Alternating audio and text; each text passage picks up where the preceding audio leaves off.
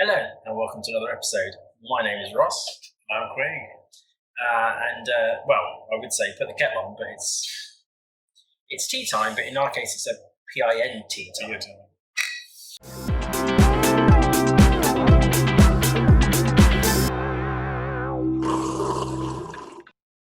So as you can see, we are not split today. We are in the same place. We've come to Charmouth, in Dorset. So we are going to do the news section separately. So let's cut to that now. Thanks, Ross. Okay, so news. Craig, you can start if you want to. Yes. So lots of good news this week. We're going to start with a nice piece all about Pooholes. But what? Did you say Pooholes? Yeah, those things. I'm not sure. Have you got the right news, the right show? Yeah, to be honest, I just looked up why it was called Pooholes. I couldn't quite figure it out. I thought it might be a spelling mistake. What they mean is potholes. But they are referenced as Pooholes, primarily because they are filled with eco-friendly material made from wastewater. So the stuff... What kind of wastewater? The stuff where you flush away poo. Human wastewater. Right. Lovely. So we are effectively filling potholes with poo. Excrement. Yes. Food waste. Excrement. I like the thumbs. Sorry. So not hypothetically. I should have a guitar. That's the wrong word. But in TED style. Excrement. So the wastewater that comes from the toilet systems and sewage systems, we are basically filtering out, and out pops clean water and grit. And this grit is now, we have to dispose of it anyway. It's type of stuff we just chuck in a landfill. So now we're kind of melding together somehow, making some sort of ceramic cement and filling up some potholes. I mean, that's a good, sustainable initiative right there. Yeah. What do we do with the waste? Chuck it in the road. Okay. And that'd be a good news as well. I mean, it's good news, but it doesn't sound very nice. I don't know why it's called Pooholes. What I'm saying is I'm hoping no one's watching this while eating their breakfast, is what I'm saying. And Pooholes is quite, Anyway, sorry, on to the next one. Before we go to the next one, also another bit of news where this came from is because in 2018 the UK government gave 100 million extra towards whatever department fixes the holes to fix them. So that's 100 million to fix potholes. And they've invented a way to use wastewater to fill holes. Right. I mean, that's top use of mind to me. Next piece of news, which is also pretty good. New UK law to curb the deforestation supply chain issues. So if you are a large company in the UK, I think they're starting with large companies, but it will obviously go down to smaller companies eventually. The idea is right now that if you have any sort of deforestation as part of your supply chain, it has to be removed or displayed in some way. Right, okay. So if you get your cocoa, soya, rubber, or anything else from anything that has a deforestation angle, you need to declare it. And you need to stop doing that, basically. Okay, yeah. Under threat of penalties, as it were. Yeah, but hopefully this one will actually work. Okay. Outside of that, critics are saying it's not quite enough. They're kind of saying that right now the penalties are ineffective, perhaps. These companies maybe are big enough to pay the penalties and just get away with it because... Yeah, it's cheaper for them to do that than it is to, but potentially. It's a step in the right direction, though, surely. It is. It's in a 6-week review period, so hopefully these will be tightened, toughened up, and hopefully we'll get to you what that is soon. All right. Another nice bit of good news is 3 in a row. 3 in a row, a major step towards artificial photosynthesis. Artificial fake leaf. Yeah. Okay. Yeah, so basically they've invented a way to a device which produces clean energy like plants. Okay. Actually, the way this works seems quite ingenious. It's a standalone device which converts sunlight, carbon dioxide, and water into clean energy, and it does it wirelessly without electricity. I mean, that sounds like an amazing thing to happen. It sounds almost too good to be true. What does this thing look like? Right now, it looks like what they describe in a photo sheet, which is kind of like what they're using is a 20 centimeter sheet, which does all the work. And So it produces we're in lab trials at this point, I mean. lab trials in Cambridge Research Centre, and it basically produces oxygen and formic acid. And it's the formic acid which can then be stored as fuel and converted into hydrogen to produce clean energy at a later point. Okay. Interesting. So yeah, this cool photo sheet thing. The tests they did, as I mentioned, was about 20 centimeters. This is yay. But what they suggest is that it can be scaled up relatively easily into meters long. So we could imagine them being used in farms, similar right now how we have solar panel farms. You could have this photo sheet farms, which are this there happily pumping away formic acid.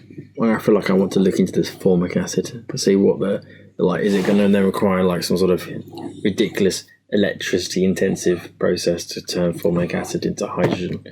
Because it feels like that's where we're going again. But I wouldn't have thought so. We'll cover it in more information. Yes, when we find out more. Either way, pretty cool. And the fourth one, which easily one of the best pieces of news I've ever read, is all to do with a company which claims to use nuclear waste in a super safe way to produce batteries which last 28,000 years. So nuclear waste, the thing that we've been worrying about, what we're going to do with it, dig it under the ground, leave it somewhere, pour it into the river, blah, blah, blah. We've now found a way of turning that into a battery. Yes. That lasts for 28,000 years. 28,000 Is that, are we talking one charge, or you can just be used? This is one charge, so I assume one injection of nuclear waste will have a half-life of 28,000 years.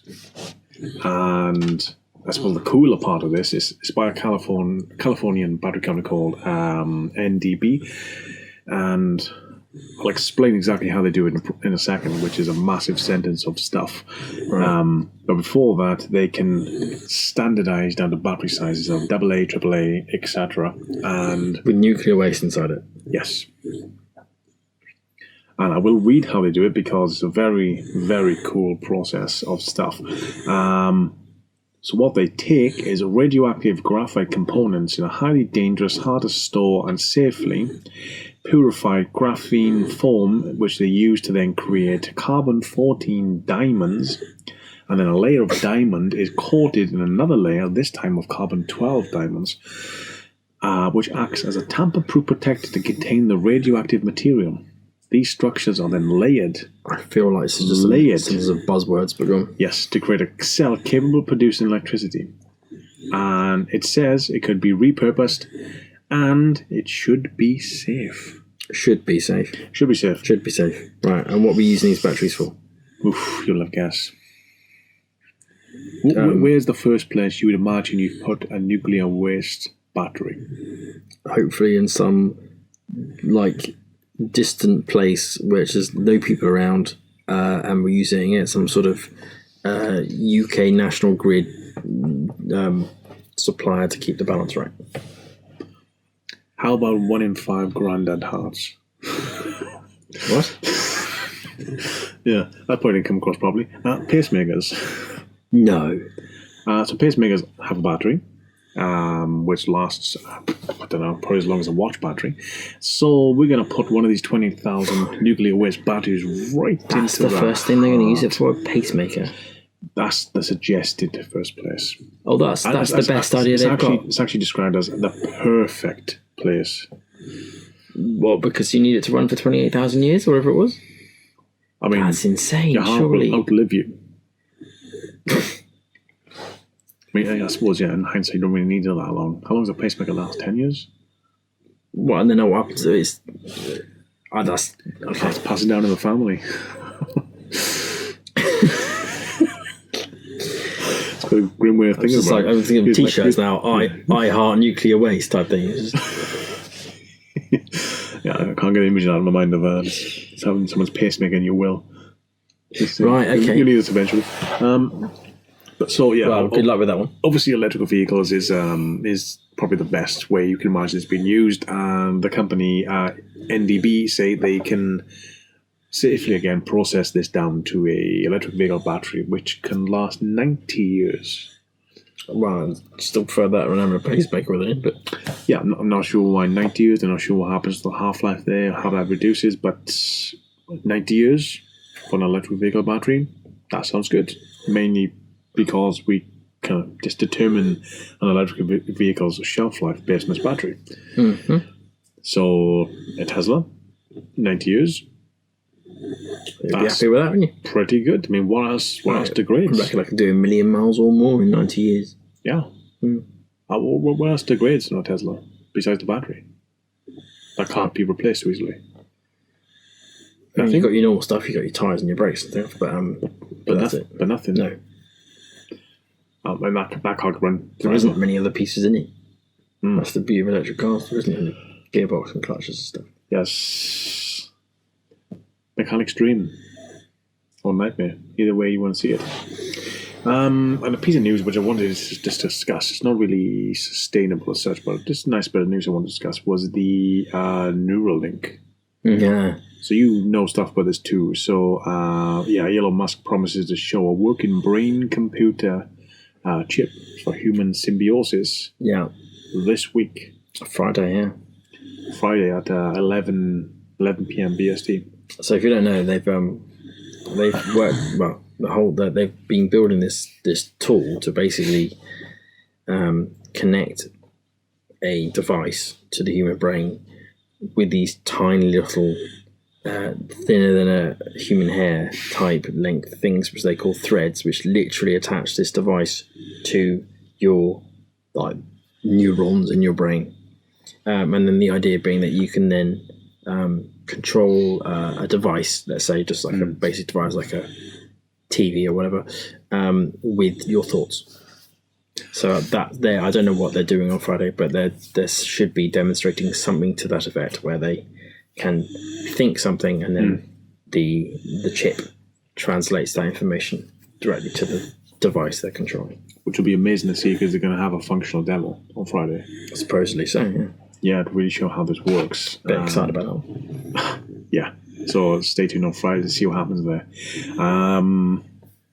Outside of that, another piece of news I just wanted to discuss because it's interesting is the whole Uber and Lyft thing that's happening in California. Do you know much about that? They were told they had to employ their staff, and they said no, and if they were forced to, they would pull out of California. I think that was the latest I heard. Yeah, basically. So they use gig workers, which are basically self-employed. Yep. And they were told that they have to hire them and give them employment rights. Yep. And Uber, they've kind of said, no thank you. And they've been fighting this since September 2019 when this legislation was passed. And they've been successfully so far delaying it, but it does seem like appeals are running out. And their last ditch effort right now is Proposition 22, which is a way to delay it even slightly further. But yes, ultimately looks like they're gonna fail and have to maybe stick by their word and pull out to California. Right. Yeah, which is a shame because the idea of improving the environment would be to stop thinking about having your own private vehicle and start having some more on-demand style thing. Yeah, on-demand vehicles that you can just share because you don't need your own. Because eventually they're going to be standardized anyway. Yeah. And I think as you've mentioned before, that's the Tesla model anyway. That's the way their intention is to have a fleet of autonomous vehicles, which you basically just essentially live in the city, and then they just go around. Yeah. And then you just as you need one, you use the app, call it, It'll pick you up, chop you off. That's it. Yeah, I mean, I suppose that's what Uber and Lyft wish they had right now, because Yeah, they've got the unfortunate they don't meat wanna hire product them. that they have to use to drive the vehicle. Yeah, they don't want to hire them because they know that eventually they don't need them. I wouldn't imagine too many gig workers in California would want to be hired. They do it as a gig because they want a gig. They do other stuff. They don't want to, confuse things. Don't know. Maybe we're wrong. Maybe they do want to be hired. I'm not sure. But yeah, bad move by California. I don't think it's very, An odd very move, like they're normally future thinking. relatively, progressive and stuff. So odd for them to do that. Backward step. I think this has gone a bit more too liberal, perhaps. I mean, I know there was a lot of stuff about the employee rights and them strikes and stuff not getting paid enough, so maybe there's more to do with that, but I don't know. And my final piece of news, I mean, so far, these are all good pieces of news, perhaps, except maybe the last one. Yeah. COVID-19 is accelerating our shift away from fossil fuels. Makes sense, yeah. Yeah, I mean, it's an amazing discovery, I suppose, the way right now renewable energy is classed as the sixth wave of innovation, where the fifth wave was the digital age. So we've surpassed that. We're now part of the renewable age, and we are seeing a hell of a lot of innovation. New sectors are seeing growth, such as wind farms, solar panels. We're all seeing these things quite skyrocket in versatility and just purchase in general. And old sectors are seeing hurt. I think we've seen during the pandemic that oil was undersold because there's just less cars. Air travel is dying off slightly. I mean, airlines is going under left, right, and centre. And that does seem like that's something that's going to continue. Well, yeah, if we ain't flying anywhere. Yes. It's only so long they can not fly for. I think, flying maybe go back to a luxury, not so much a commodity as it kind of got to. Yeah. And that kind of feels like maybe that's the best way to go. Well, see, the they're working from home, the Zoom calls and stuff are all helping that sort of thing, because now you don't need to actually fly to wherever it may be to do the meeting. You can. It's getting more and more legitimate to not do that. You just don't need to commute in general. You just don't need to leave your house. So there's a lot of things that's just, damn, sounds good in the world. Not good for the air companies and all their employees, but yeah, very, very good for the world. And today's conversation, we're talking about the climate crisis, and I think that'll help. And for some reason this week, even though I think we mentioned over the last couple of weeks there's been slow news, this week there's been a lot of news. So I've covered 7 points that I'd like to expand on, but I'm going to have 8 more that I'm not going to expand on for the sake of time, so I'm going to quick fire these out. Go for it. And I don't know how you want to react to these, but you can react on camera. I'm just going to quick fire them and just go for it. I'll be the reactor. Okay, so I'm going to start. There's a new baby electric Jaguar in town to take on the Tesla Model 3. Bang. Yeah, right. There's finally a date now for those who own a Tesla. But you have to own a Tesla. A dating app. Yes. Keeps her in-house. Londoners can now hire a Tesla for the day with a contactless app. Okay, cool. That's cool. London only. Hopefully we'll see it somewhere else. Robots can now store energy like humans in fat reserves after battery breakthrough. What, the battery breakthrough? We can now attach batteries to belts. What? Yeah, not. We're not going to expand too much on these things, but it's not quite a 28,000 year battery with nuclear robots can get fat now. Brilliant. Yes. And cool bit of news: Europe overtakes China as the biggest consumer of plug-in electric vehicles. Really? Europe is the new top dog in electric vehicles. I wonder if that's fully electric or hybrids, but okay, yeah. I don't know. Let's do that. That's cool. Another bit of Tesla news: Tesla driving YouTuber warned, "Don't use autopilot on UK roads. It's illegal." Even though the UK has passed in law that we can start trialing this by next year, as you mentioned in the last episode, it's not it's not legal yet. Yeah, and the guy who was doing it has been told off because I think Tesla might have dubbed him in. Oh, I mean, there is a Tesla driver in UK.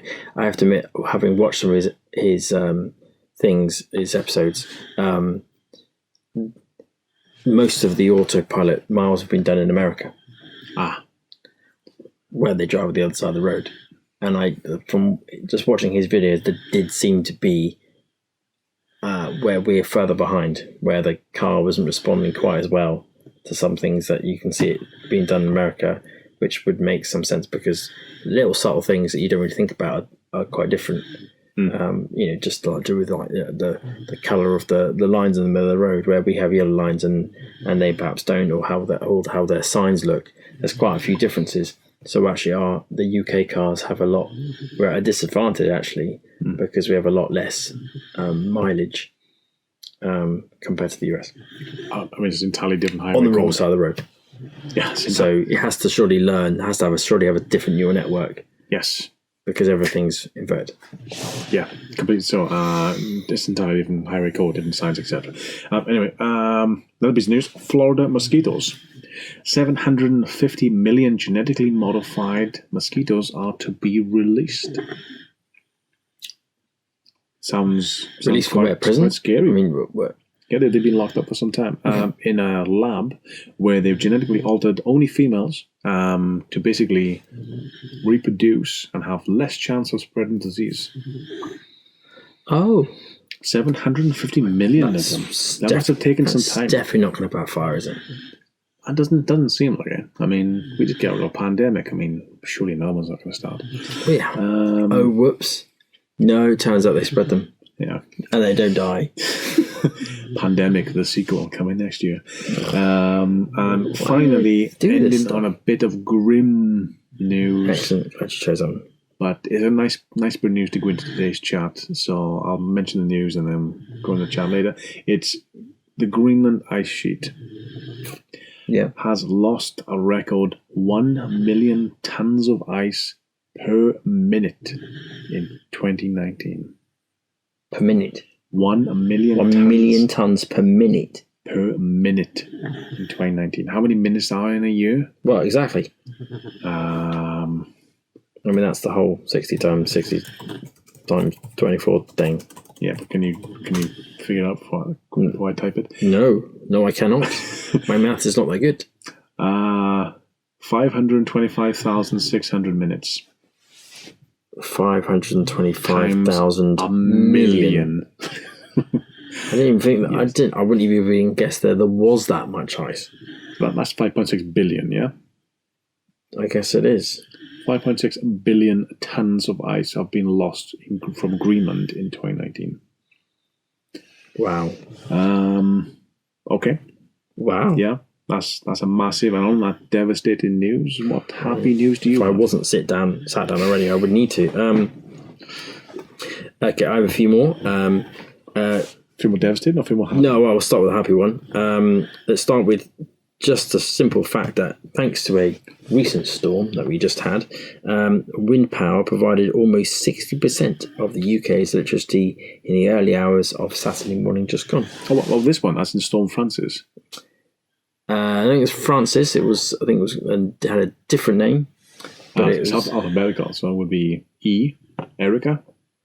Who knows? But it was a recent storm. The one on Saturday morning. I probably should have got more information. Ellen. Storm Ellen. Ellen. Yes, yeah. Storm Ellen. Oh, I remember it. So, yes, that was good for wind power. 12 companies have joined together to form the renewable, it's called the RTFA, right? RTFA, okay. Right, which I like to call them as the Renewable Transport Fuel Avengers. But they didn't go for Avengers, they went with Association, which is a bit dull. But anyway, so the Renewable Transport Fuel Association is a new trade body that's launched this week for producers and suppliers of green transport fuels, and it currently has 12 companies, and it's growing. Who's the 12 companies? I don't know. But the point is that that's a terrible bit of news. But basically the point is that they've launched a trade body to try and sort of... It's all the same sort of stuff they've been doing recently. It's more and more sort of government policies to try and get together down. They got a government body to sort of push towards renewable fuel transport. That's all linked to the EV100, I think it's called, which is basically like a pledge, and then all these companies, we've seen loads of companies recently say, "Oh, I will do this by 2030." And it's all part of that sort of thing. They're all pledging to do this. One of the goals of that EV100. So this is basically more legislation is coming about. So it's a small bit of news, but Loop. All those guys. Remember them? Yeah. Previously mentioned on this channel for their work with Tesco's, are now working with Ulta, a beauty company, to design circular packaging for them to combat the industry's plastic waste problem. So Loop is spreading. Plastic waste problem, they call Ulta, as in the plastic people's faces. As in ULTA. Not... Oh, Ulta. Ulta, yeah. Not Alta. Not to alter, no.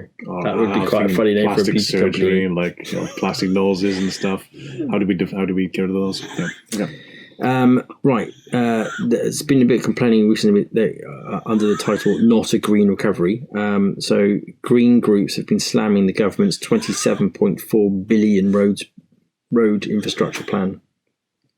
They initially introduced the plan before the pandemic hit to improve, fix, and build new roads, and they have announced recently that they are going to continue going ahead with that plan. The green groups are arguing that the targets for a green recovery would be trashed by the infrastructure development and the increased cars on the road that it would bring, and they think that they should be redirecting some of that money towards broadband and enabling people to work at home more and not have to go to work, and obviously helping those businesses to encourage their employees to stay at home. So there's a bit of a controversy going on at the moment about that. Difficulty for me for that one is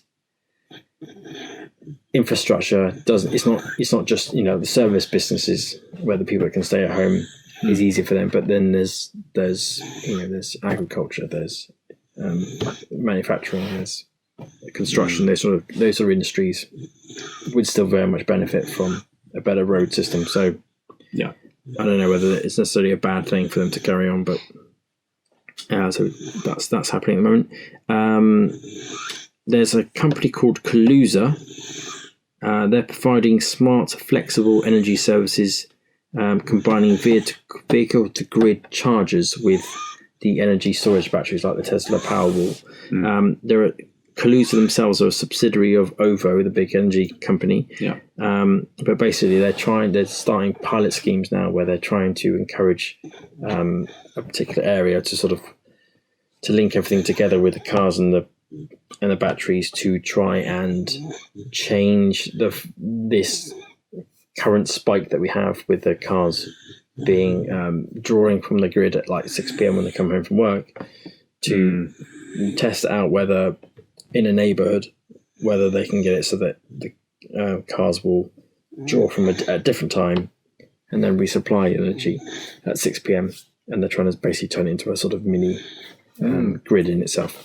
So this we talked about last week or the week before, where they can start utilizing electric vehicle batteries as a global grid storage system. Yeah, so you have to look into whether Kaluza is operating in your area, but if you're interested in that, if you have an electric car or a home storage battery, then look them up.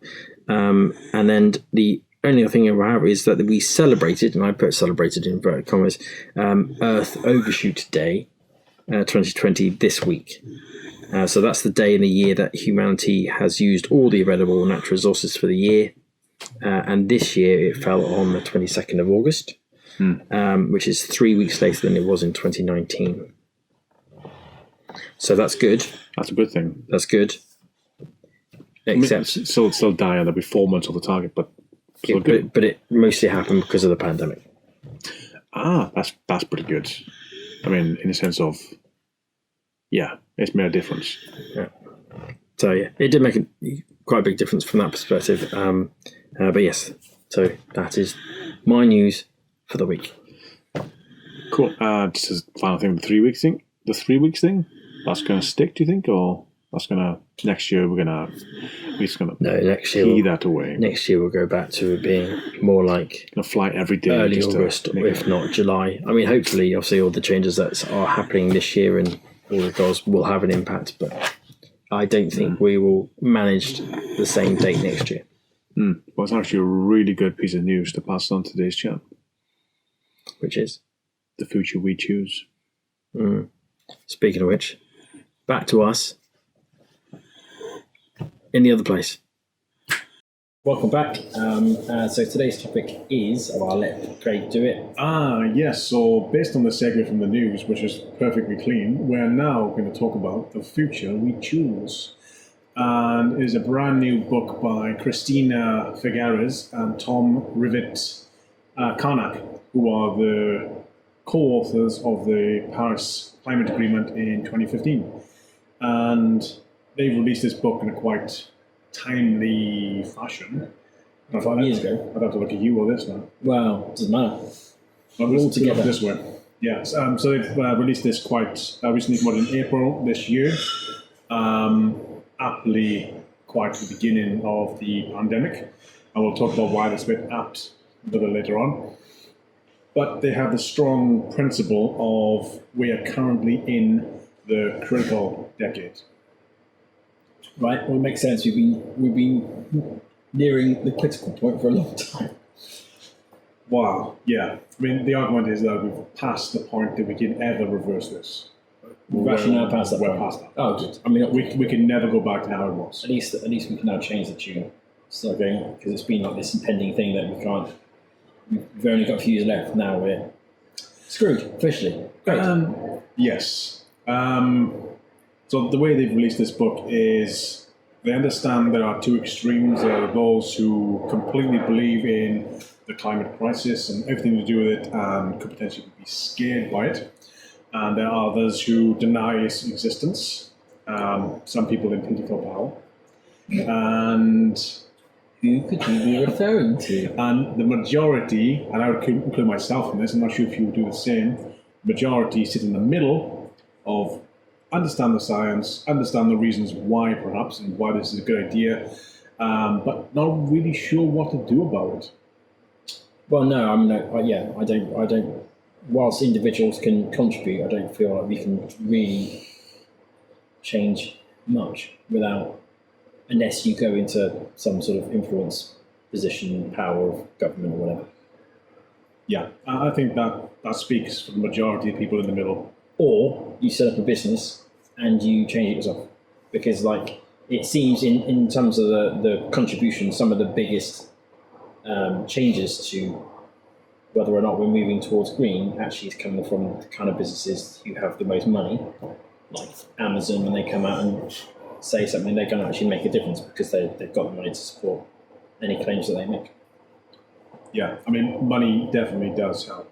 And we'll come on to the exact justs, but the book argues we can sort of do a lot ourselves independently with 3 mindsets and 10 actions.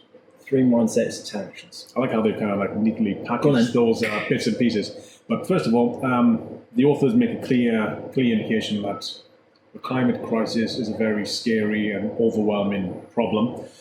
The biggest challenge that we probably would ever face in our lifetime. And So getting to Trump is pretty hard work. yeah, Sorry, serious, yes. yeah. Yeah, so as I mentioned, we are already too late to solve the crisis. We will never solve the crisis. All we can do right now is hope for a better future. And that's why the book is called The Future You Choose, or The Future We Choose. Depressing. Slightly depressing, but it's filled with an optimistic undertone. Okay. I'll get to that part. Yeah, we're already too far. We already have permanent damage to the world. We can't bring back certain extinct species. We've cut down half of the world's trees. We've killed half of the world's coral. We've melted half the glaciers. I mean, we've done a lot of damage. You are impressive. Yeah, In our stupidity. We've done a lot of damage basically, and all we can really hope for is to get to a place where we can stabilize the chaos. Mitigate the problem. I'm not sure if we can mitigate it. I think it's going to happen. But the wave is coming. Can we ride it? Mitigation was an optimistic view. Yeah. So the book is quite aptly timed to be an invitation to be part of the future of humanity. That's quite exciting. Like, we exist and we live right now in a point of time where we can have an impact on this. That itself has to be some level of excitement. Yeah, we can also watch our own destruction. Fantastic. I Yeah. mean, we might be getting to this later on, but have we reached a point where we know that, by a certain date, like, we know that certain things are going to go horribly? Yes. Oh, okay. What date is that? Do we know, or should I let you guess that? As you can see my notes, well, that I know you guys can't. it's illuminating our faces. It has multiple uses. Yeah, so the two dates to see into your mind are 2030 and 2050. Round numbers. Yes, that's why this is the critical decade, because this is the decade up until 2030, and if we haven't sorted our lives out by that point, it is too late. Oh, okay. And it's proper too late. Right. Like, right now, it's too late to solve the problem. If we don't do anything by 2030, then it's too late to probably survive. Oh. So there's the underlying optimism. I'm always have wondering 10 whether I years. should be sat in a pub. Yeah, I mean, it's a good choice. So that's 2030. 2030, if we don't do anything, we're done. 2050 I'm just is going to stay here for the next 10 years. Screw it. is basically when the Paris Climate Agreement was agreed on as the date where the Earth can only warm by 2 degrees. If we've achieved the recommendations by that point, which is effectively become net carbon neutral by 2050, the Earth will only warm by 2 degrees. Right. We'll discuss later on exactly what that means. Okay. This doesn't sound a lot, but Doesn't. it is pretty significant. The agreement itself would like it to be 1.5 degrees, and if I just quickly highlight the difference between 1.5 to 2 degrees, it's probably a few million people will survive more. A few million more will survive if you have If you have 1.5 degrees warming versus 2 A few degrees. million. Well, that's not huge. Sorry. Let me rephrase It's that. not huge to you. Let me rephrase that. I meant in terms of the population of the planet. No, I mean, the population of the planet will survive for some time. I mean, not everyone's going to die by 2050. The most catastrophic effects will happen by 2100.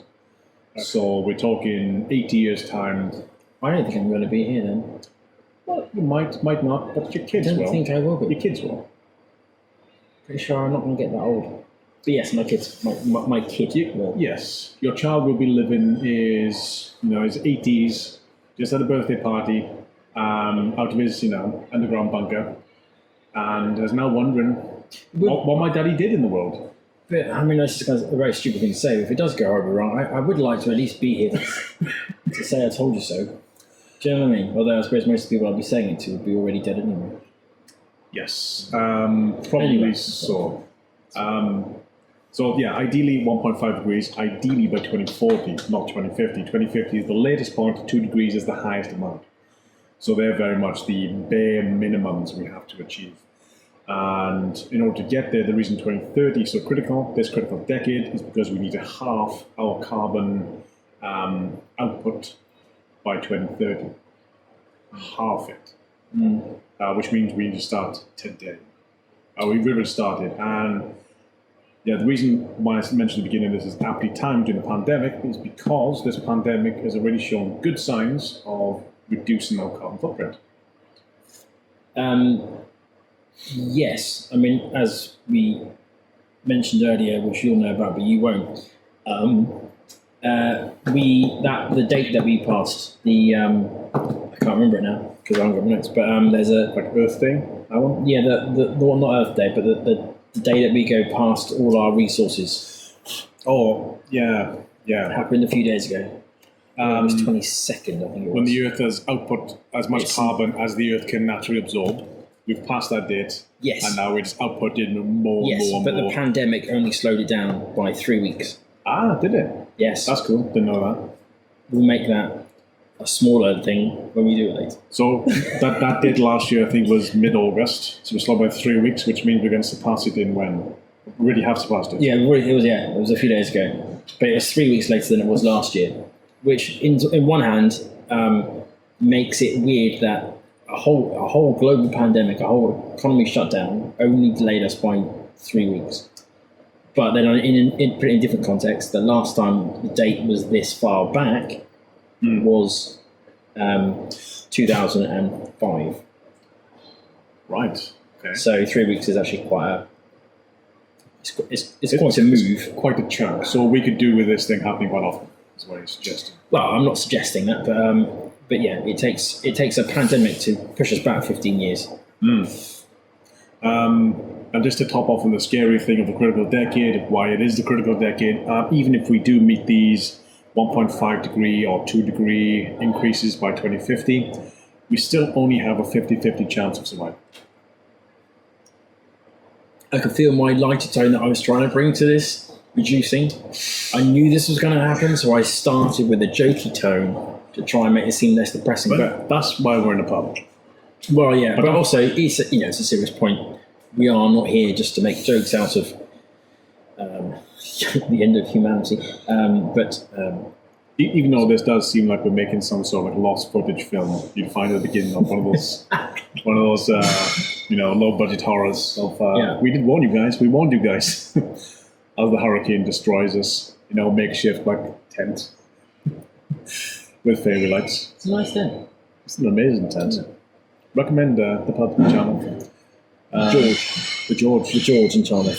Thanks for letting us use this. Yes. So covered all the depressing points, critical decade. There's a why question. If we exceed these minimum marks, we do not get the critical infrastructure in place in time. We're still more dead. There are certain things that can increase our deadness. They are the boreal forests of Canada and Russia, Greenland's ice cover, and the Amazon. Those three things, if either of those fall in the next decade, and they're all on the brink as well, obviously. Any of those fall, they will cause a domino effect, and all of them will fall. And they are responsible for cooling the planet by handfuls of degrees each. So we lose any one of those. They all fall, and it makes all our effort for nothing. The optimist inside me thinks, well, we're planting trees. That's becoming a thing. We're planting loads more trees. There's a whole. Every time you buy a T-shirt on some people's YouTube channels, then you get a tree is planted at the same time. There's more and more of this stuff.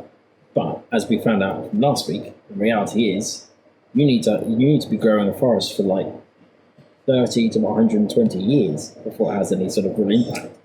Yeah. So we can't fix it. We got 30 years before we're dead. Yeah, so if we plant a tree now, that's wonderful, but it's not going to do anything. It's not going to do nothing, but it's not going to do enough. No. Even if we decided to knock down most of the Midlands, I don't know why I picked the Midlands, I'm sorry, Cornwall, Scotland, wherever, I don't care. If we knocked it all down and placed trees, it just isn't going to do enough. Not for the world, no. I mean... we would literally have to maybe reforest the Sahara in order to do anything. Potentially. We are going to come to trees. Trees are going to help, and they are going to be a very critical part of the solution. But to first discuss the final depressing point before we get on to the optimistic points. Okay. Just because we should start Let me just hold my drink. With a low tone. There's two worlds that were envisioned by the Paris Climate Agreement, and they were World 1. We are right now in a condition of completely perfect, apt, ecological conditions on Earth right now for life. And has been so for the last 12,000 years. Yeah. That condition of Earth is very critical to us as humans, not necessarily critical to the Earth. A lot of climate criticisms always come down to the fact that the Earth will die. The Earth won't die. No. We will die, the Earth will survive. Yeah, the Earth has been like this before. Exactly. The Earth has spent 5.9 billion years like this. You could not care less if we're gone or not. And that's the scary thing, that this is a very normal situation we're going into with Earth. Well, when was the last ice age? When was it created? 240,000 years ago. That's my top of the head guess. Okay. But yeah, so at that point, obviously, the Earth was quite happy with an ice age. It wasn't unhappy about that. Yes. We wouldn't like it then. Yes, and that warming apparently was useful then, actually, because useful for us. Yeah, and that's where the lochs in Scotland came from. They were melted glaciers, landlocked. Random thing. So that's World One. So World One, 12,000 years of perfect climate crisis, perfect climate conditions we're in could end.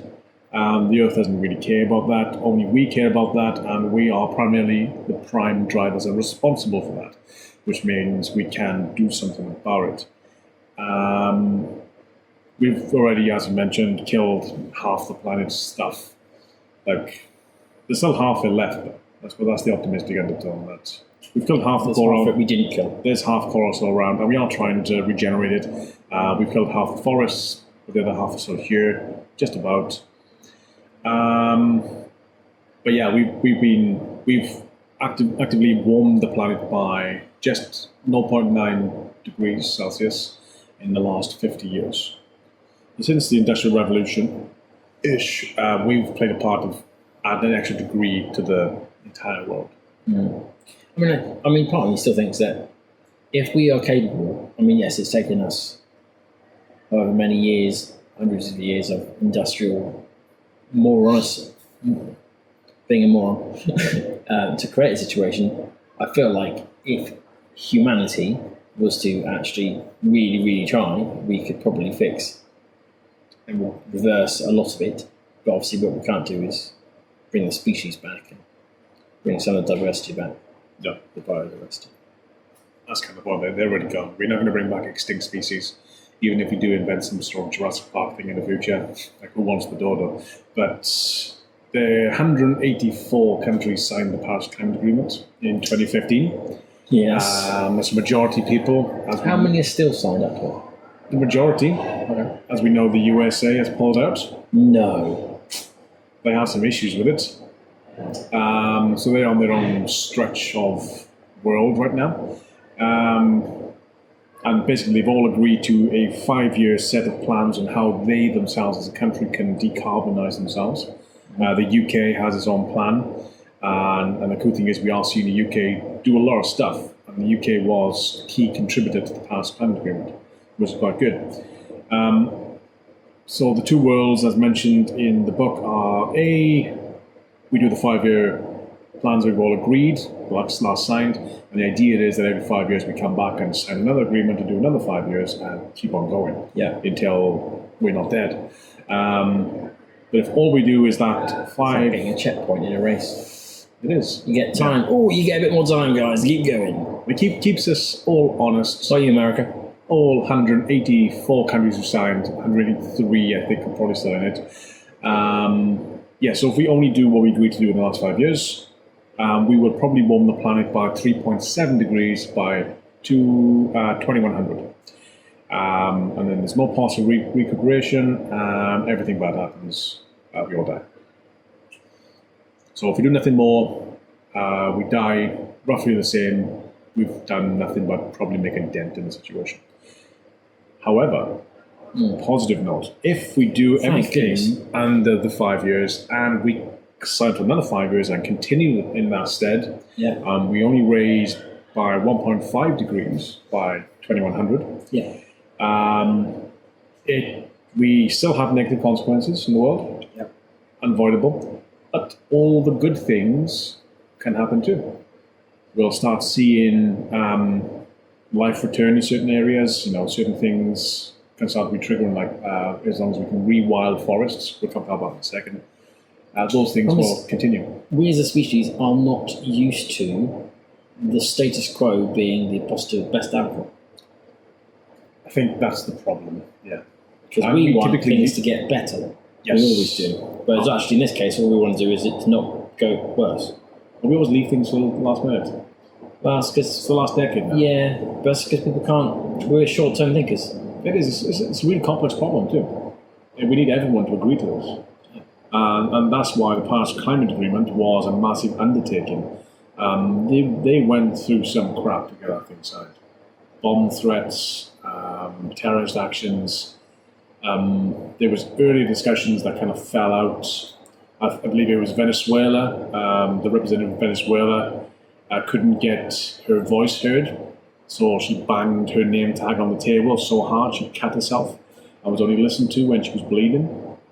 Stuff like that, very intense discussions. But the cool thing is that they did get an agreement.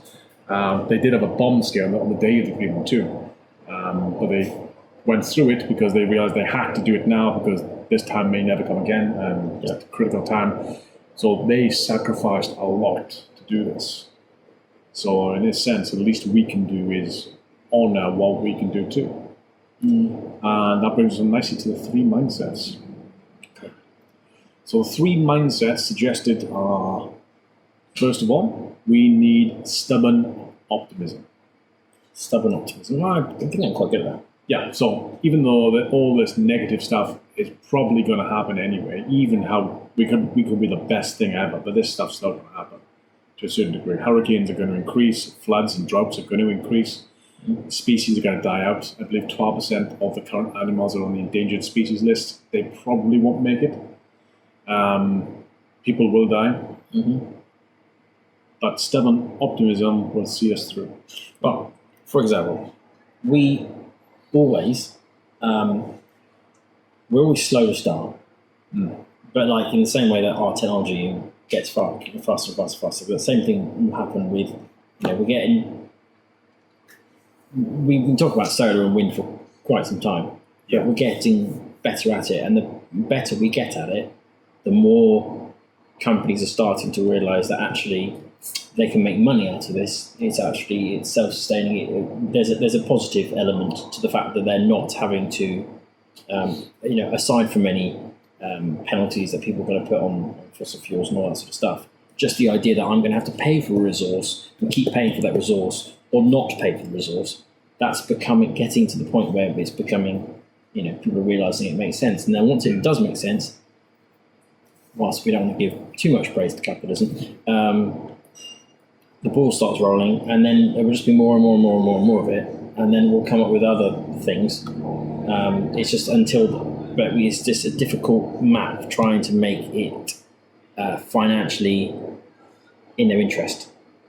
At the moment, I think it is, because almost everyone wants to have the greenest technology, and that's becoming a bit of a thing in itself, because they want to lead the world having green technology, because they're expecting there to be more and more incentives to do so. Yeah.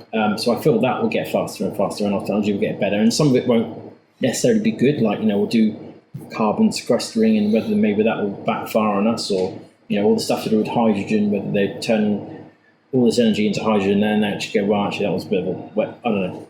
Whatever they come up with, and there'll probably be some mistakes on the way, but I feel like we'll just get more and more of it. And so that gives me optimism. Yeah. That we'll fix the problem to some extent. Yeah, completely agree. I mean, these things are going to turn. They have to turn, so they are going to turn. And yeah, I suppose we are quite naturally optimistic, so we're not necessarily a target audience of stubborn optimism. I would say, I would probably say I'm quite stubbornly optimistic too. I think the good thing is going to happen irrespective of facts otherwise. I know we're optimistic, Craig, because this is our 9th episode, and the number of views we've had so far just really doesn't sustain having 9 episodes. So I know we're optimistic. Yeah. Because we believe there's enough people out there who are interested in this stuff to keep doing it. And that's why we're doing it. This entire episode, I think, for me at least, is the reason why I'm doing this, to learn. I'm in the middle, as I said. I didn't really know a lot about this stuff. I knew the science, I knew roughly what was happening, but I didn't really know the whys, the hows, the whats. So I think researching this has helped me, and I hope that we've at least helped someone else. Not yet, I haven't published it, but yes, hopefully. Yes, that's the plan. But yeah, stubborn optimism. Neuroscience studies confirm that if you are pessimistic of nature, you can literally think different. You can think optimistic, and you will become optimistic. A lot of that whole self-help stuff actually is relatively true. So that's good. So what is happening is terrible, but we can't just throw our hands up. We have to be responsible. We have to just be stubbornly optimistic. But there are some things that we can do, and some of it doesn't work particularly well. But like, I have an electric car, and yes, I have, because I got the first one. I've had issues. Let's not pretend I haven't. But that's stubborn optimism of my own form. I was going to say the Nissan Leaf is probably the definition of stubborn optimism. Yes. That you could make it here. Well, that actually wasn't my worst problem today, but it was more the ridiculous infrastructure of roads, but which we also talked about earlier. But the characterization of what they put in the book at least was the ideas of the medieval stone builders who built cathedrals, which took hundreds of years to build. Yeah. You will lay in potentially the building blocks, and you will never see the finished creation. You will die long before that thing is finished. Yet they were stubbornly optimistic. All they were doing is right. They're doing a bloody good job. And they spend their entire life doing that and never know if it worked. So we need to be a bit more like those guys. I imagine most people did it. They were slaves, weren't they? Not in medieval England. Oh, okay. Stonemasons were, Oh, these people. Sorry, yes. Top shelf dudes. Second mindset. Endless abundance. What's that mean? I don't know, but I feel like I want another point. It's best closing terms. So we need to wrap things up as well. So the idea is that we need to let go of the idea that we live in some sort of scarcity mindset, that things aren't available to us, because there are today at least more things available than we need. We need to maybe want less and only use what we need, and that type of mentality will be good for us, because we are going to go to a world sooner or later where scarcity is a real thing. You remind me of something, because you said the word abundance, so I was just quickly looking up. So it is what I think it is, because it's side note. Yeah, funny you should say that word, abundance, because that is the name. I don't know whether it's come from that or not, but there's a name of there's a new investment company who they talk about the pensions and how you could invest your pensions into a sustainable future, which is coming back to the things that you can do. That would be one of them. You can decide to put your own pensions in it. Well, abundance is a similar sort of thing, except it's not pensions, it's just normal investments. And you can actually fund or invest in renewable projects all around the UK. Nice. And then you'll get a return on that investment. And it's more like passive income, 5-6% sort of area. But I only discovered it today, so I was going to bring up another episode where I do more into it, but sorry, you just reminded me of it. Yep, no, that's good. That's good, and that's one of the actions too. We'll come to those in a little bit. The idea of abundance is we live in a society of a zero-sum paradigm where for us to win, someone has to lose, and that's just a normal capitalistic sort of mindset where we can't all get that seat on the bus. Yet the idea is that even if we don't get a seat in the bus, we should still be happy because we all win. For example, us allowing that other person to sit down, we can feel happy about that we'll let that person sit down. Effectively, we didn't compete for that seat. We helped them, and while standing, we could have interesting conversations with other people. So there's other ways to win. It's good for the core as well, standing up. It is. Got to balance yourself. So that's where we need to change and start thinking about the idea that don't fight for the bus seats, let them go. There'll be more, and we're all winning together. To speed things up a little bit, the third mindset is a radical regeneration. Okay, starting to sound a bit hippie now, but these guys might be hippies. I'm not quite sure. I'm not doing too much. But basically, the planet cannot support our direction of growth, which we already know. Yes. I think that's how we got into this. The first 20 minutes of this discussion has made that abundantly clear. We can no longer extract resources from the earth without consequence. We need to effectively remove the pressures on nature which we put there. We need to stop pretty much a lot of the stuff that we're doing. We need to start rewilding areas. introducing native animals and plants to help forestries bounce back. It's not just trees, there are other things too, like for example, deer. Introducing deer to forests can help with biodiversity. But as you mentioned at the beginning, planting trees. Planting trees is still the best thing we can do. And simple. Very, very simple. And planting trees is something we can all do. I won't get too much into that exactly now because it's an action later on. But we've also seen that spending time in nature is good for mental health and well-being. So the more time we do it, the better. So the more there are, the better we'll all be as a society. And ideally, we should all increase our knowledge of the planetary life system. The planetary life system? Yes, how everything works together. Like, for example, what are pollinators? Bees, butterflies, insects in general. Okay, so like, what the mechanics of Earth. Yeah, basically, what's good, what's needed, what if we wipe out has massively detrimental effects. We should all have some relative education on how that works. Mm-hmm. Like, what do wasps do? Apparently what the nothing. Point of a wasp? I don't know, apparently nothing. Apparently they're just irritation. They didn't do anything. Yeah, I mean, I accidentally killed 3 of them today. I didn't even mean to. Accidentally killed 3? It landed in my beer. 3 times. 3 of them. Yeah. Wasps.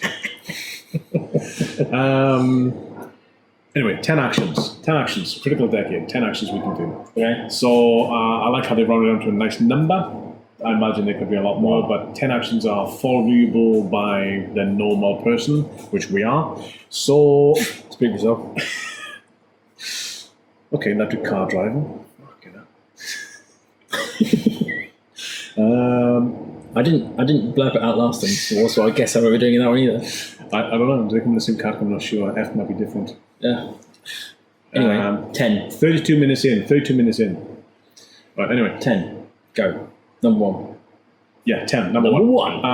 Let go of the old world. Let go of the old world. Let go of the old world.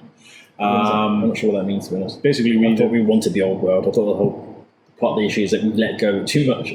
Well, the old world, as in the last 50 years or so, we've all benefited from because we're all under the age of 50. Therefore, we need to say thank you, fossil fuels. We no longer need your help. Yes. You've helped us get to this point, but we're happy to go our own way from now on. And I mean, there's still people in the UK who are opposition to wind farms, for example, because they destroy how beautiful nature is. Yeah. So we need to just let go of that, let go of yesterday's aesthetics, and say we just need to move forward now. Like, we need that there. There's a decent amount of wind in this mountain. Yeah, it's beautiful. Yeah. I think they have it. I think. Okay. I think they kind of have a point in the sense that I'm not saying that we shouldn't do it, but it's kind of one of those things. It does kind of rule the landscape. So let's not stop there. Let's go. Okay, that's better than we have. But can we keep going? Okay, so is there another way of doing this? That doesn't mean you don't have to do that. Is there? Can we? I don't know. Obviously, you have to do something somewhere. But they are, they're yesterday's aesthetics. Yeah. We can't fight about how a hill looks in a world where we might have a hurricane, mess it up. So why we could just not have people near them. That would be one thing. So. If you don't ruin the aesthetic, don't go there. Don't live there. Yeah, I mean, yeah. Either way, most people who campaign against that didn't even live in the countryside where these things are an area. And the people who do live in the countryside who actually voted for this, they voted in the Conservatives in the UK in 2010, primarily because they were going to subsidise wind farms on their land. And they subsidised it by 80%, which is an 80% reduction on wind farms. So yeah, really good bargain for them if you live in that area, and they wanted them. There are some individuals and corporations and companies who are trying to slow down this trend. Mm-hmm. They obviously have a lot of monetary benefit of doing that. That's scum. Fossil fuel companies obviously have an incentive of slowing this down. Scum. Sorry. But what we need to do is drop all the blame. Yeah, okay, fine. We can't blame them. We need to thank the old world and move on. And the fossil fuel companies are the old world. We can't blame them for what they did. We just need to get rid of all that.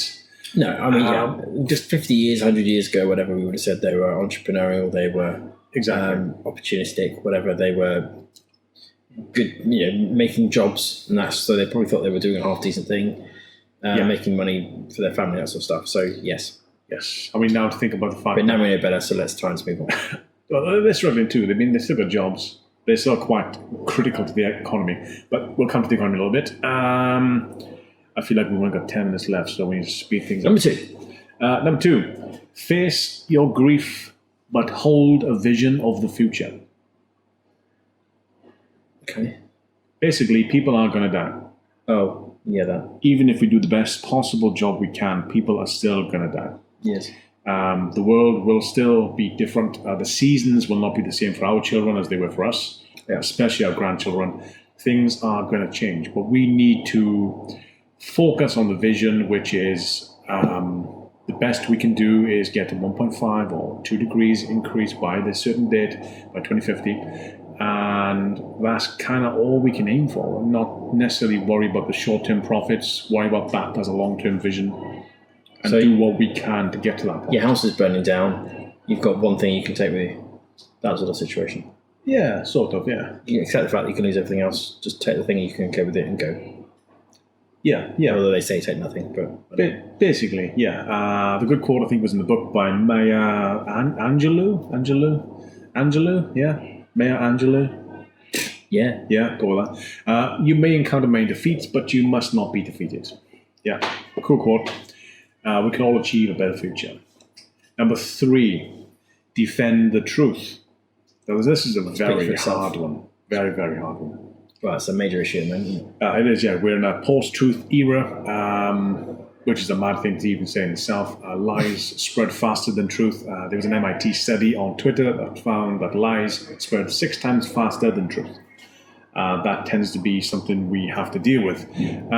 So defending the truth is the best we can do, especially when we have world leaders who obscure the facts. So how we can do that is... Are you going to name some names? No, I was going to be on the number 4. I mean, that was big. I think everyone owns. I think so. Yeah, and don't give up on climate deniers. Basically, they're potentially just misinformed, naive. Facts aren't always what changes people's minds. Well, let's go. Maybe, yeah. Don't blame. Remember? Don't blame. 3. Sorry. Yes. See yourself as a citizen, not a consumer.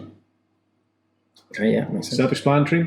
Yeah. And the cool analogy of this, I have to share it because it's awesome, is the South Indian monkey trap.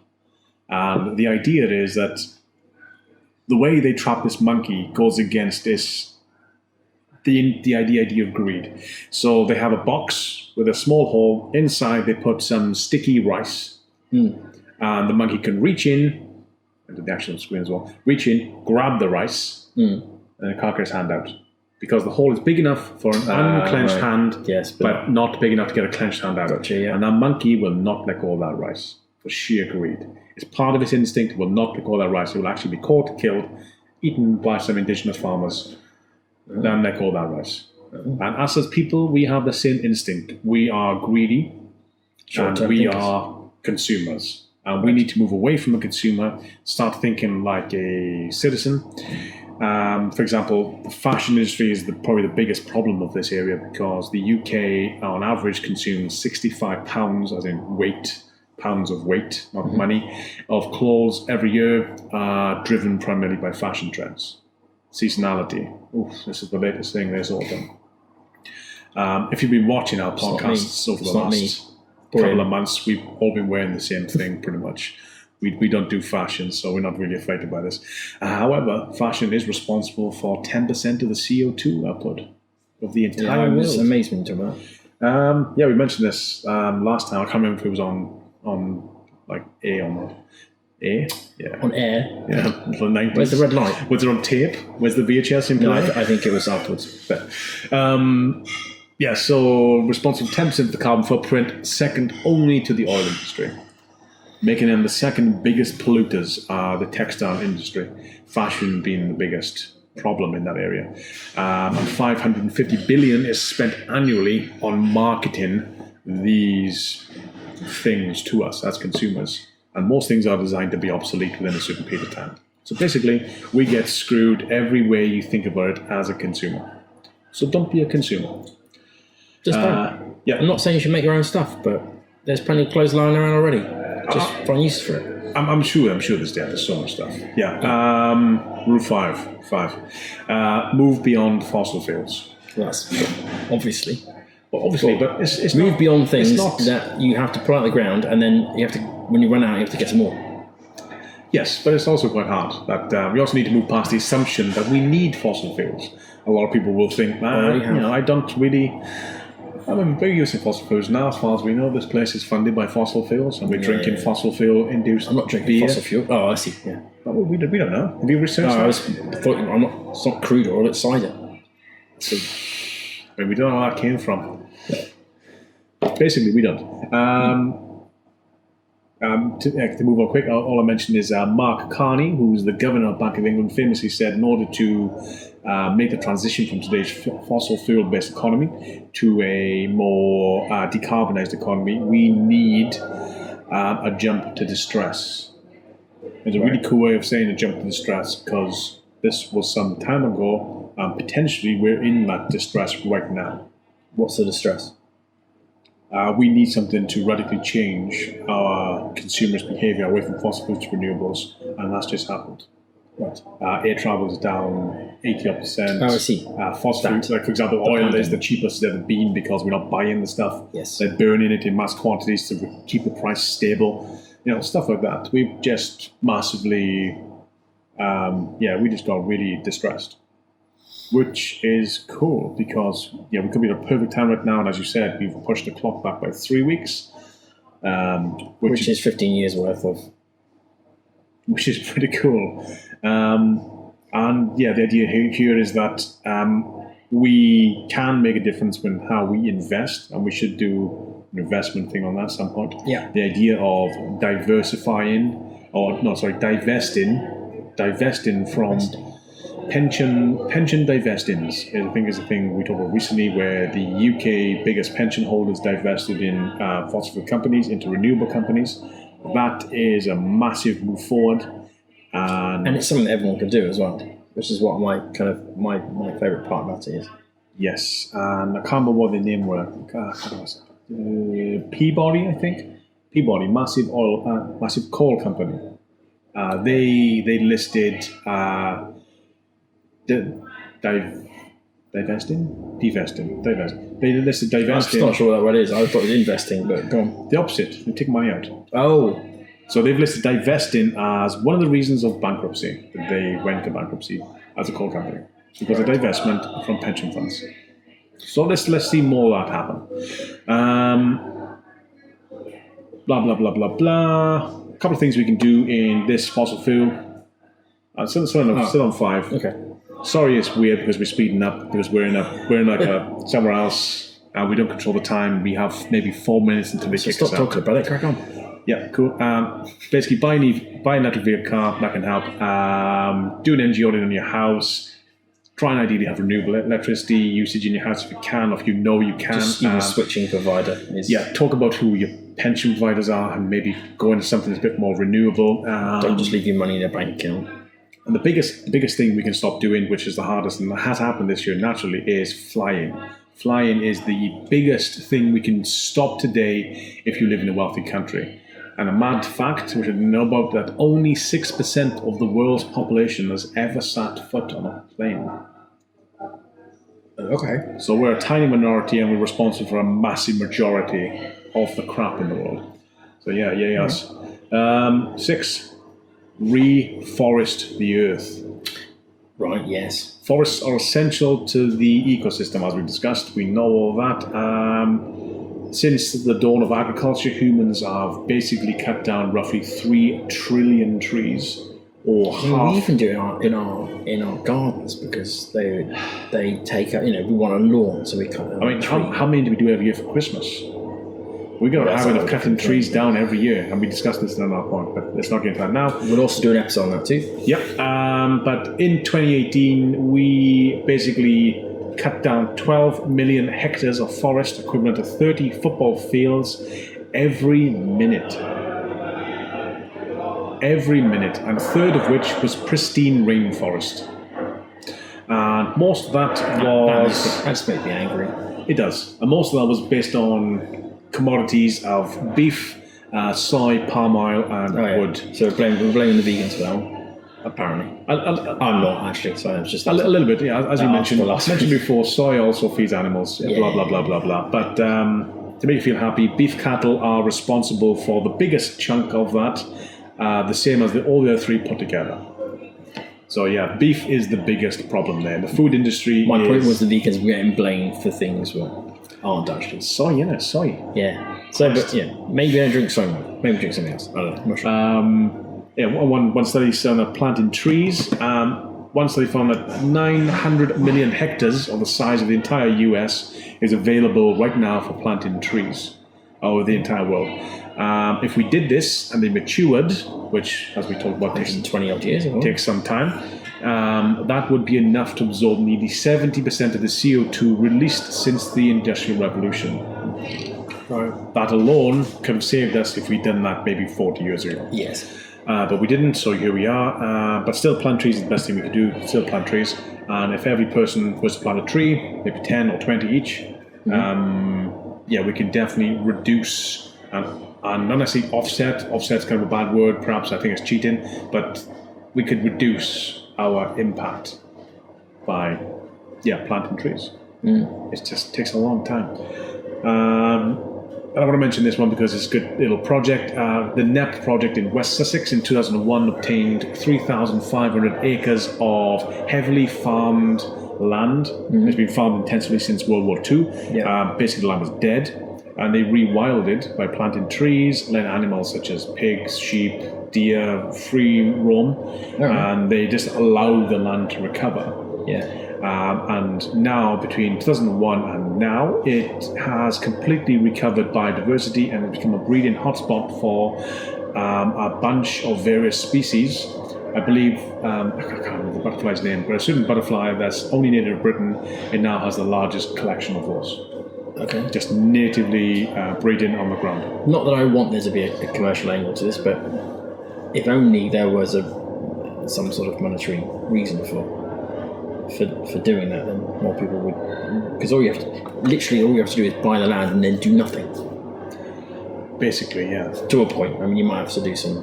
I mean, plant the seedlings and then just come back in 40 years. So yes, you might have to do some preliminary work, but once it's all set up, you can just let it do its own thing, and then then if that was to somehow increase the value of the land, that would be wonderful. Yes, because then would do it. The final point of that would be to go plant-based. Eating less meat helps with rewilding and reduces carbon footprint. Or plant first. Yep, as discussed last time. And also boycott products contributing to deforestation. And going back to the news we shared earlier, the UK has now made that illegal, which is amazing, and we talk about that later. Vote with your money. Always vote with your money. Number seven, invest in a clean economy. I mentioned earlier about divesting in pension funds, which are directly linked to fossil fuels. Right now, unfortunately, most of the world's economy is based on fossil fuels and the oil industry, coal industry, most of rare resources in the earth, because they are stable enough to build and lend money to. And our GDP, which is a gross domestic product, is linked heavily to fossil fuels. And I suppose the problem is that if you go to a coffee shop and you buy a cup of coffee every day in a cup, and you throw the cup away, and the next day you buy another one, do the same, GDP goes up. You come in the next day and you buy a ceramic mug and you just get a coffee refill, GDP goes down. If you came in every day with your ceramic mug, had a cup of coffee and threw your ceramic mug away every day, GDP goes way up. And that's kind of a problem. So GDP is not a good measure of where we want to be. So we need to move past GDP, start thinking about a version that thinks of nature first. And there are an SDP, which thinks about sustainability domestic product. But that's still sort of coming. And as mentioned, Peabody, the world's largest coal company, listed divestment as one of the reasons for its bankruptcy, which I can only see as a good thing. Number 8, use technology responsibly. Yeah. New technology has enormous potential to help us. And the way it's been described is kind of like a fire. It can either warm you or burn your house down. It's how you use it that matters. So we must be very careful and have proper governance, especially in the case of AI. AI could be our greatest ally. It could be our greatest undoing. We don't know. It could. It could all come back shaped as Arnold Schwarzenegger and sort us out and save the Arnold planet from us. Schwarzenegger now? Or? I know, he's still pretty fit, I imagine. Separate topic. So, yeah, an AI agreement on how we can regulate AI might be an even bigger thing than getting the Paris Climate Agreement, of us all to agree on what AI can do and how it can be governed. It kind of feels like such a fast-moving thing. I don't think we're going to get that done by 2030, though. Probably not. Google used AI in 2016 to reduce the cooling requirements of its data centers by 40% and became carbon neutral because of it. So AI has such an amazing potential. We need to do more of it. But right now, investment in climate usage is very low. So yeah, anyone in that sector, we just need to start increasing that. They're turning lights on. We have to hurry up. Number 9, build gender equality. I've got a bunch of points on this. Just because I cut this one short doesn't mean I care about it less. Increase levels of women in leadership. Primarily, women have leadership styles that are open and sensitive to a wide range of views, better working collaboratively, have a longer term perspective. And typically, corporations and companies which have women who lead care about the climate more and do more for the climate. So we need more female leaders in the world who will help, because they are the people who potentially could be the ones pushing change in the near future. Number 10, and what they class as the most important, is to engage in politics. Democracy can only take us so far, and we are threatened by the crisis, and we must really evolve democracy past this idea that we can't keep voting for the guy that says the best thing, or the woman who says the best thing. It's not the right place for it. I don't like the party system. It needs to be fixed. No. Especially when there's a lot of corporate interest involved in what parties do. I mean, lobbying, boycotting, all that crap. The whole thing is engineered around the idea that essentially, well, I'm not saying all MPs are idiots, but there's a certain attraction, it seems, to people who are less likely to do the kind of good things that we want to do.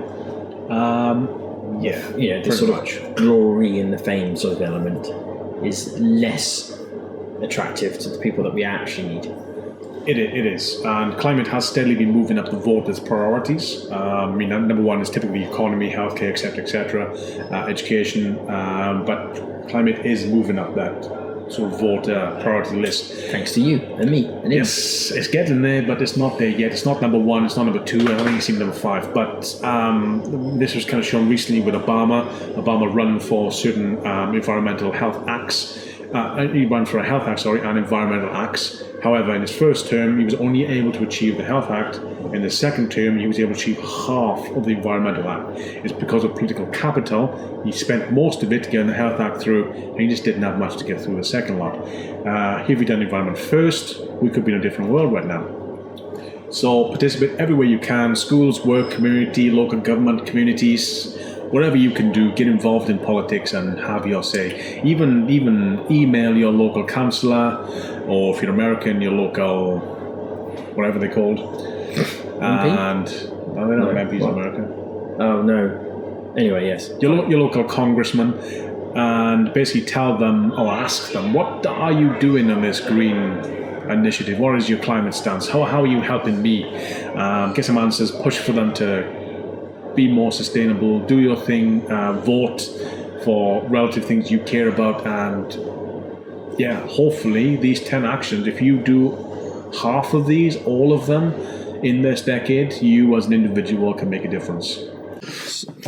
Right, so we're back here again. Thanks for watching. Remember to think, educate and act, and we'll see you next time. 10 acts. Bye-bye.